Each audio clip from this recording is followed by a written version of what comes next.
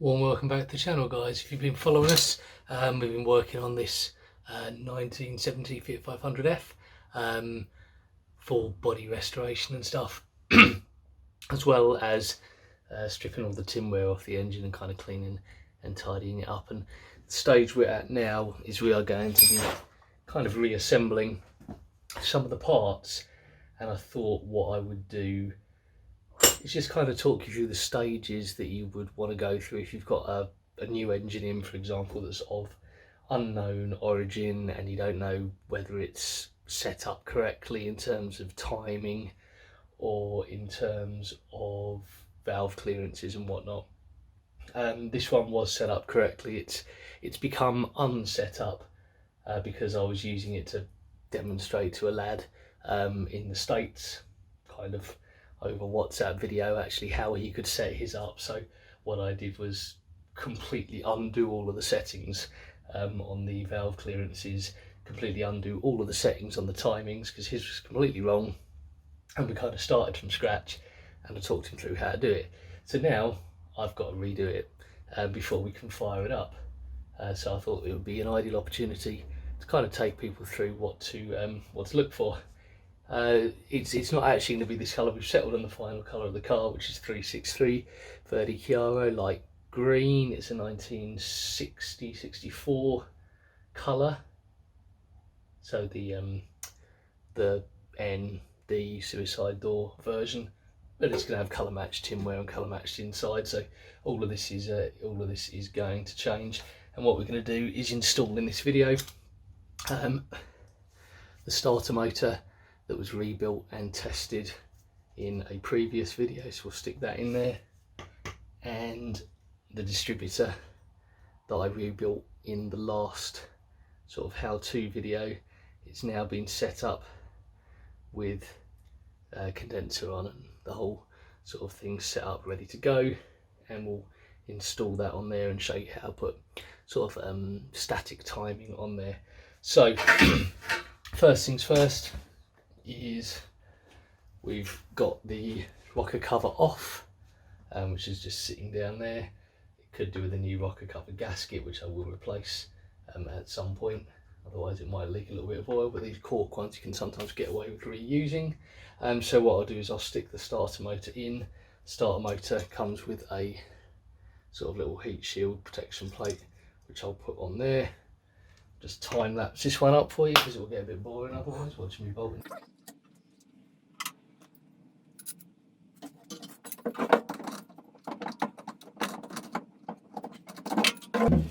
Now what I was about to say was, the very first time you align the starter motor on one of these, you think, how on earth am I actually going to get it in there with everything else that's in the way?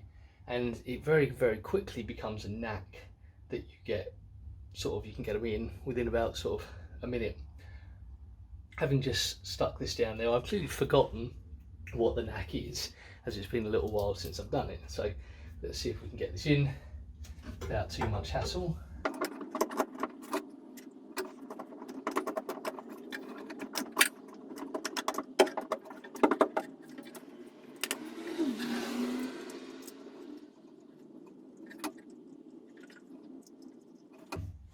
Okay, so with the setup that there is in there, if you've got the same, there are studs coming out the block. Most of the time I replace them with bolts, which makes them easier to get in and out. They've still got the studs, making the clearance hard. So what I'm going to do is just pull at least one of those studs out. So I've just wound on two 13mm nuts onto there. And what I'll do is I'll take the stud out.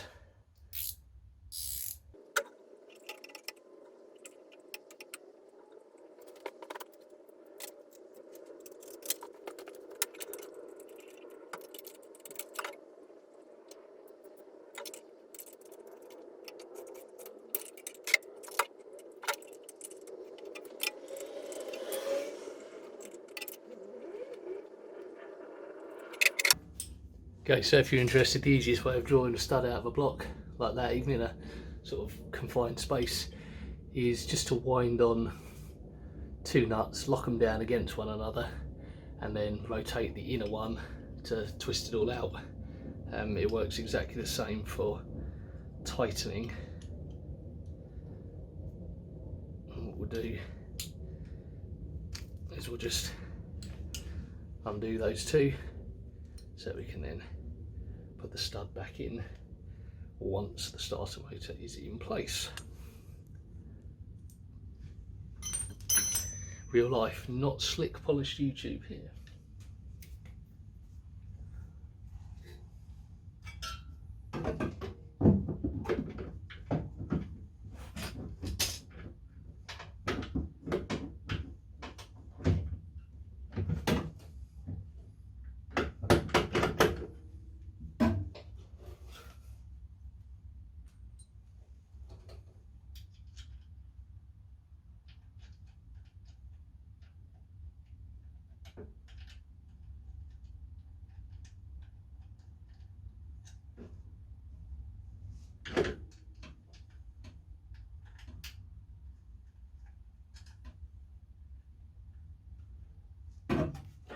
But there you go, went in a hell of a lot easier without that stud in the way, and we'll just reinstall it.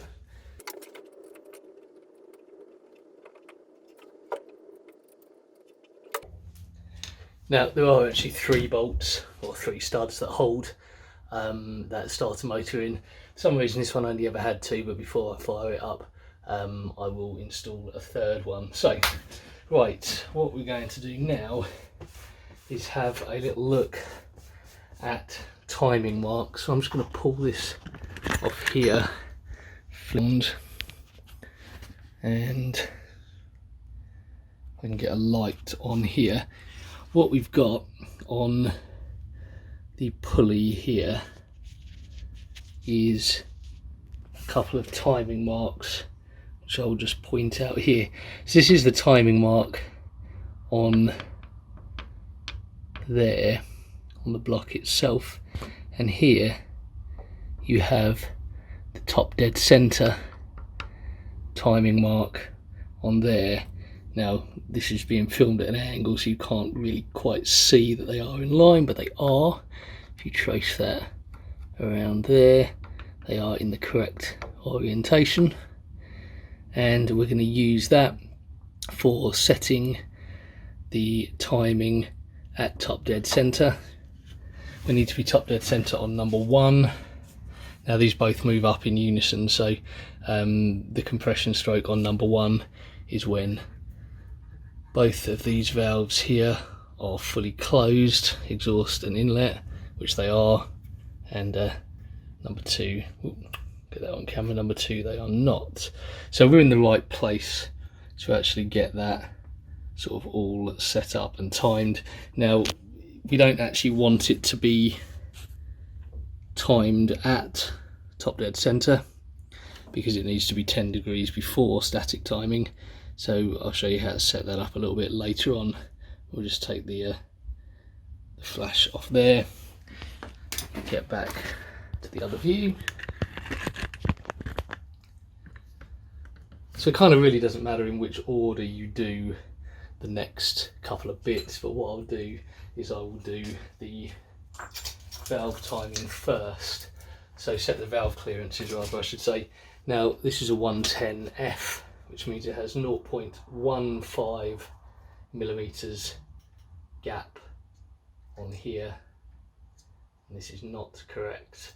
So what happens is you have an 11mm spanner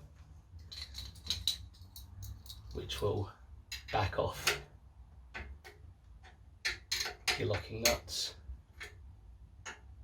We'll just back those off, and then you adjust the valves using the tops of these here. So normally get a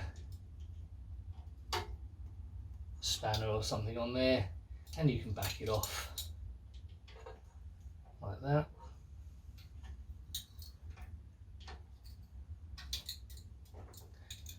See, we've got a little bit of play there.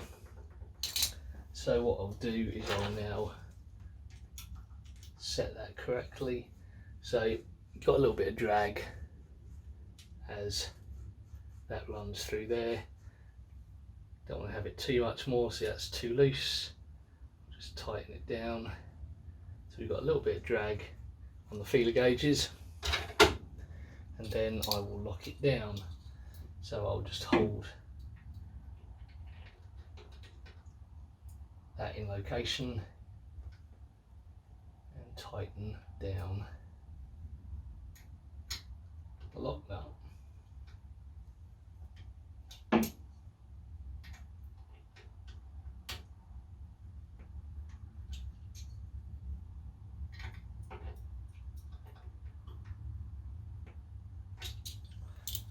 And then I'll just double check and we're still good. However, the inlet is not right, so I'll just perform exactly the same. Back.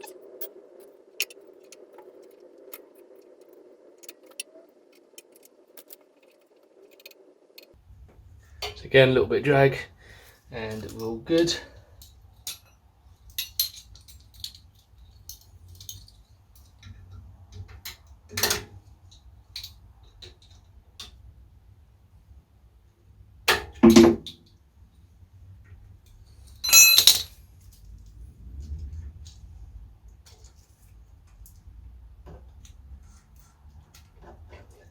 You see, the problem with that one is it spun slightly as I was tightening it down, so it is now, the lash is too tight.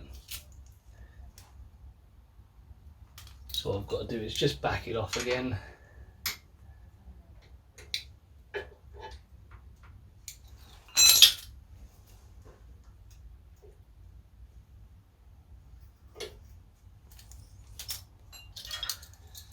Be a bit more careful holding it in position.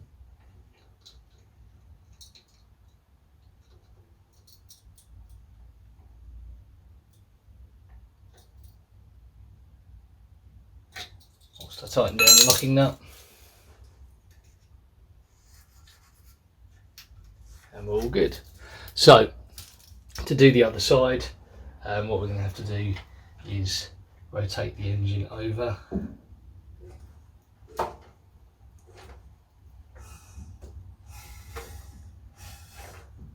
So rotate it over completely till the timing mark is back where it should be. You can see these are now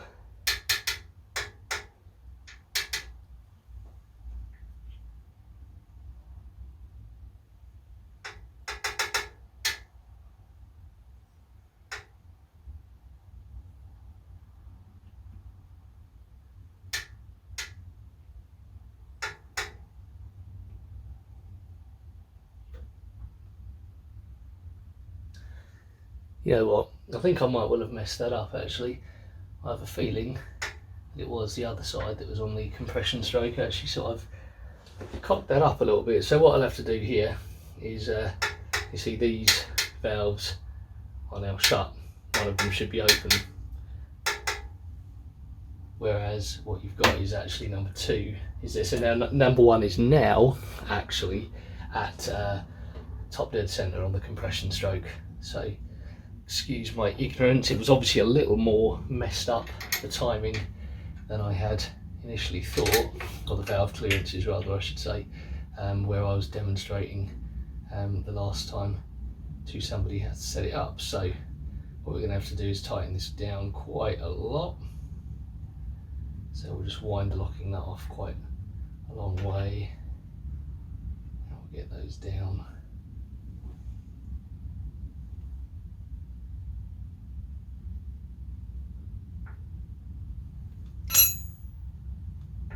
You can kind of feel them after a while. There we go, that's right. And that's right. So I'll wind them down with my fingers. And then we'll lock them down.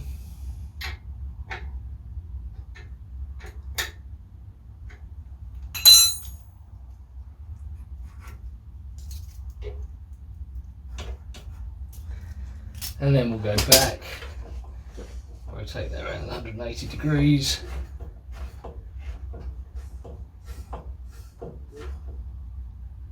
And bring cylinder number 2 up to the top.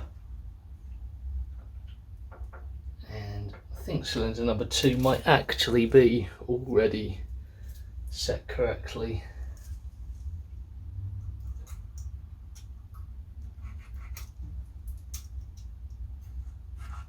And it is.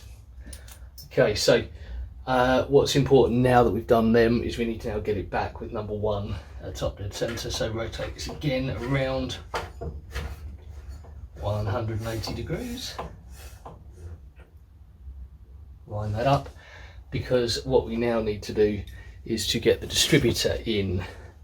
Now what we want is for the distributor to be clocked so that the rotor arm points towards the engine, and that we've got enough free rotation in here to allow us to set the correct amount of timing. Other than that, it's not hugely vital exactly whether that's pointing exactly at the block, whether it's slightly off. It really doesn't make too much difference. But what you don't want to have is have it clocked too far in one direction, because if it's clocked too far in one direction, and by clocking I mean you've got helical teeth on here, so it can engage at a number of different angles, and if it's too far off, you kind of run out of adjustment on your on the distributor top, and you can't actually set the timing correctly. So what I normally do is get this so it sits roughly in the middle, and just pinch it down slightly, and then aim to slide it over, and it will kind of feel its way in. Now if I remember rightly, it kind of does a counterclockwise turn as it goes in, so I'll put it a little bit to the right, although I may have misremembered that maybe the opposite way round.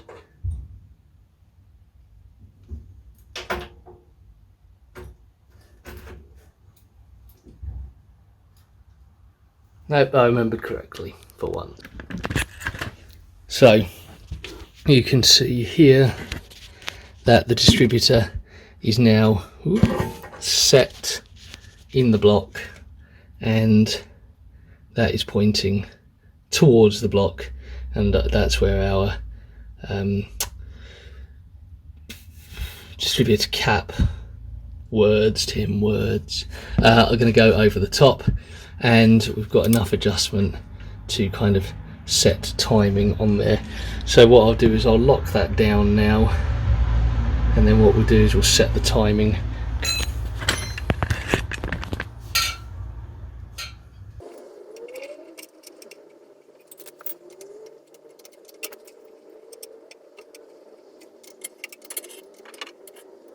Okay, so the distributor is now installed, locked down to the block. I've left the top a little bit loose because what we're going to be doing is we're going to be setting the static timing.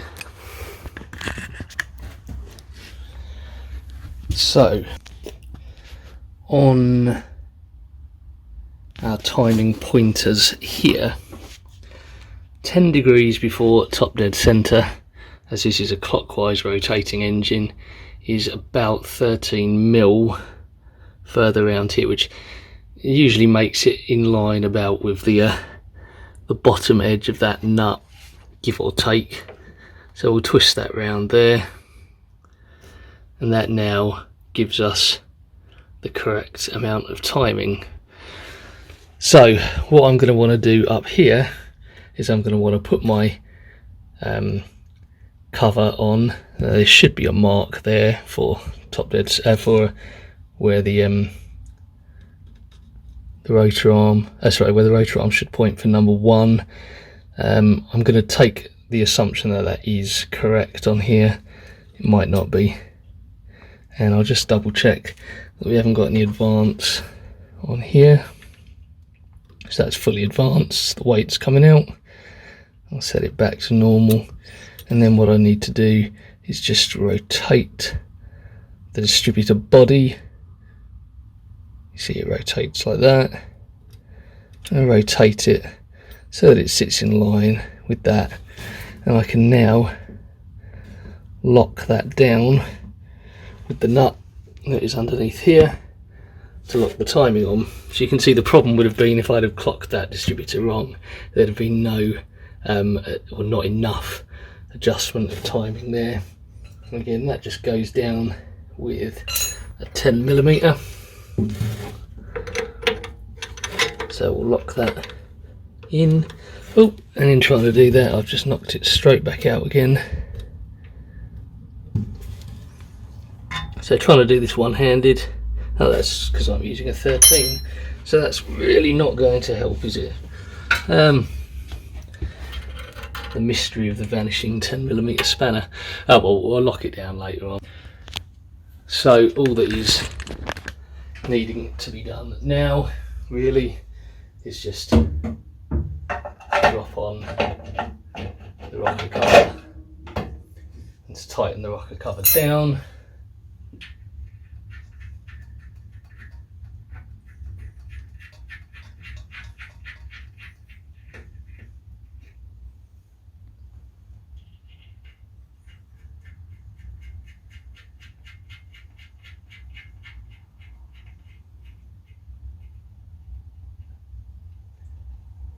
And then we will be ready to go. Now, obviously some of you will have spotted at the minute there's no coil in there, which normally sits over there. Yes, I will be putting a coil on it. I will also be installing the remainder bolts here, because otherwise it's going to vibrate and make a hell of a lot of noise. The dynamo is not currently connected, as it does need to come out and be cleaned, but I'll be running it off a battery anyway, so the fact that the charging system isn't going to be working is not going to be a problem. It'll just run straight off the battery and run the battery down, and then what we're going to do is connect an external fuel source, just running off here. Obviously connect the carburetor fuel supply up, otherwise we're not going to be going anywhere fast. So I will do all of that prior to first fire up, and you guys can kind of bear witness. So yeah, I mean, I hope you found that sort of vaguely interesting. If you have an engine, you don't know where it's come from, you don't know what the settings are on it, just go back to basics. Get number one to top dead center, set your valve clearances. They are different on the 650, they are different on the 600, and they are different on the very early ones, but these 110Fs, they are the same gaps, inlet and exhaust, and it's important you get them correct, because if they're wrong, you're either going to have no compression and you're going to find it hard to start, or you're going to end up, you know, holding valves open for too long and burning valves. Once you've done that, get your distributor in, set your static timing at 10 degrees before. They run, do you know what, I've actually forgotten how many degrees advanced they run at 3000 RPM. 18, I think it's 8 degrees in that mechanical advanced mechanism, so they are best to be timed with a timing light, but that setting will get it started every single time. So thanks for watching. If you've liked following this, or if you've liked any of the how-to or whatever, please feel free to like, please feel free to subscribe, I'd really appreciate it. And again, leave me any comments, even if it is mugging me off for the fact that I set the cylinders round the wrong way initially. Real life. Till next time, take care.